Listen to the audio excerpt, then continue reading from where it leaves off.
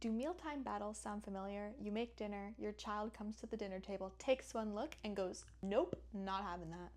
Picky eating is something almost every parent navigates with their children. But for neurodivergent kids, this can feel extra tough.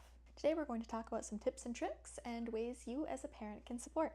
Hi, I'm Amber. I'm an RDI consultant in training, and let me just say this before we begin. I am not an occupational therapist or a feeding specialist. I am simply giving tips and tricks that I have used as a behavior interventionist with my kiddos that had some sensory challenges with food.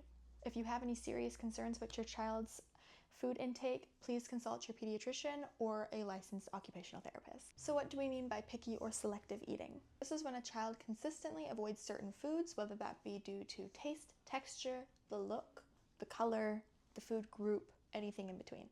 For some kids, it's a strong preference. For others, like neurodivergent kids, it can be a strong sensory overload. Selective eating is not the same as a feeding disorder. If you have serious concerns, please consult with your pediatrician, doctor, licensed occupational therapist. So why does selective eating matter? Well, first off, it's nutrients. It's what's keeping your body strong, your child's growing body, growing brain. But second, it often becomes a source of a power struggle between parent and child. And third, it's because mealtime is often more than just about food. It's about family bonding, connection, and an enjoyable experience overall. We call those the memory bank experience. When eating becomes stressful, our kiddos on the spectrum build over time very strong negative memory bank experiences over these certain foods and food groups. That's why focusing on the experience of mealtime is so important. Some ways as a behavior interventionist that I supported our kiddos on the spectrum was a few different ways, but one of them I thought was super cool was creating a food journal. This food journal was our first step to safe and healthy food exposure. First, me and my client, we printed off a bunch of fruits and vegetables. And what we did was we laid out our journals and we put them into categories with visual pictures that we printed off and then labeling them underneath.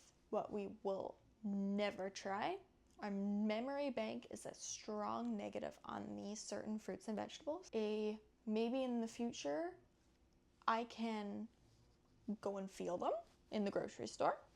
Something here, this is an open mindset.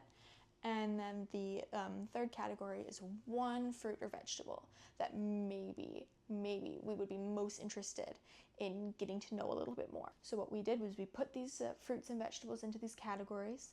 I maybe picked 10, so it wasn't overwhelming. And the one that she was interested in trying was strawberries. So the next thing that we did was the next week we reviewed our food journal and we looked over all the fruits and veggies that we were like, no, I'm not looking at right now. My memory bank is just not happening. Shut down off of these foods.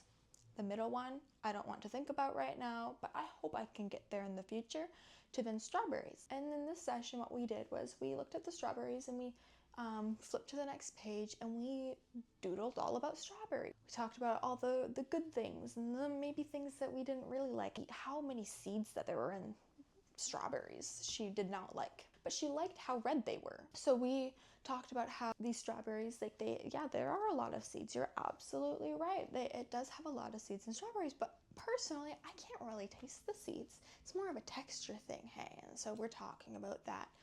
Doodling all on this page about strawberries, looking up information about strawberries. Where do strawberries originate from? How do they grow? How long do they take to grow? I had my own journal. So I had a journal where I don't like mushrooms, not a fan. So I have my mushroom picture here and I'm writing all the things down about mushrooms, same that she's doing with strawberries, and we're doing this together. And she also does not like mushrooms, and so we're perspective sharing, and we talk about that. There's no expectation for her to then next week let's go out and try one. Week after that, we go to the grocery store and we just look around. We're just looking.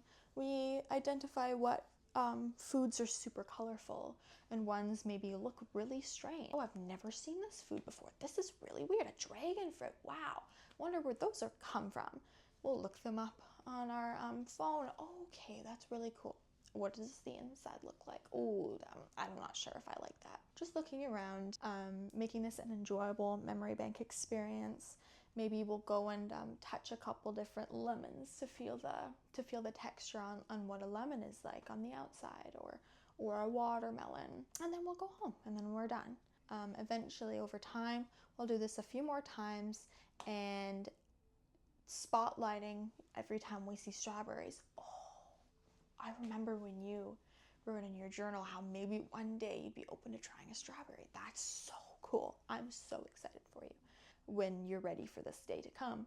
Oh yeah, I see the strawberries over there. Oh, I see the mushrooms. Oh yeah, I feel like I'm getting closer to being ready to try one. But I need to try it when I'm feeling ready, because if I don't feel ready, then my brain is already telling me that I'm not going to like it. So I want to be ready and open to the taste, the texture, the smell, all of it. I want to be ready. Eventually she started filling in some of these sentences for me. Oh yeah, like maybe I'm getting ready, but not there yet. I'm not there yet. I'm scared that I'm not ready enough where I'm not going to like it. I go, if you don't like it, it's okay. You don't have to like strawberries. What I would hope for in the future is that you're open to trying new things and you feel ready. You don't feel forced, but you feel ready on the inside. Over a course of months, we went to the grocery store, not every week, but sporadically, every here and there, or we'd journal about our strawberries, or maybe a different fruit like bananas. But we'd always come back to strawberries, the one that she was most interested in trying. One day we get to the grocery store and she goes, I think I'd like to buy some strawberries. I go, okay, that's exciting. I'm so excited. You know what? I think I'm feeling ready to buy a mushroom. Let's give it a whirl. And she goes, but I want to put it in a smoothie.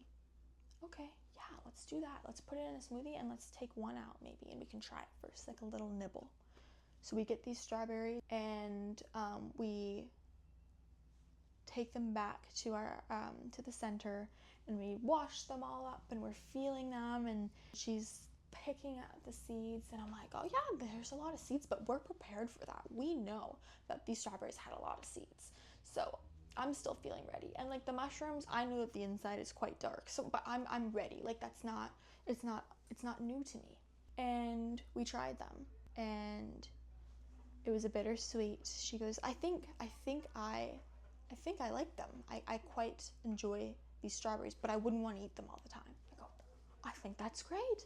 That's awesome. Spotlighting these moments of how proud I am that she felt ready to try them, how she advocated for herself of like what foods she liked and what foods she didn't like, giving this a positive memory bank experience, going to the grocery store, trying new foods, feeling ready, her getting to decide what food she wanted to try. I think that is really important and really special, and it worked. It was not instant. It took a little while, but we supported her memory bank. Our connection grew. We tried something together, shared on these moments together, and then we journaled about it after. And we had a celebratory, her favorite food afterwards, her favorite food. So for some key takeaways, slow it down. Take a look from their perspective. Why might my child not want to eat these certain foods? Or maybe their safe food is the only food that they want to eat, like pizza. What can I do to help their memory bank experiences feel like this is a safe place to try one food, one fruit, one vegetable, whatever it may be, in a fun and engaging way where they are ready? That can be journaling, pictures, going to the grocery store, touching the foods, smelling them, noticing all the different colors and shapes and sizes, and eventually building up their memory banks to feel ready to try this food. We've already done all the research. We know what it might taste like, where it comes from, what the inside looks. We've built up this predictability for what this food, this fruit or vegetable is going to taste like, so that when they feel ready to give this a try, we make it the most fun experience possible. And if they don't like it, that's okay. You know what? We've got 100 other foods we can try, and they might be more willing to try it knowing that we didn't get upset with them that they didn't like the strawberry, because that's okay. There's other fruits and vegetables that we can try, and maybe we'll like one of those. Again, I'm not an OT or a doctor. If you're worried about nutrition or health, please go seek a professional. I am simply giving my personal experience on what worked.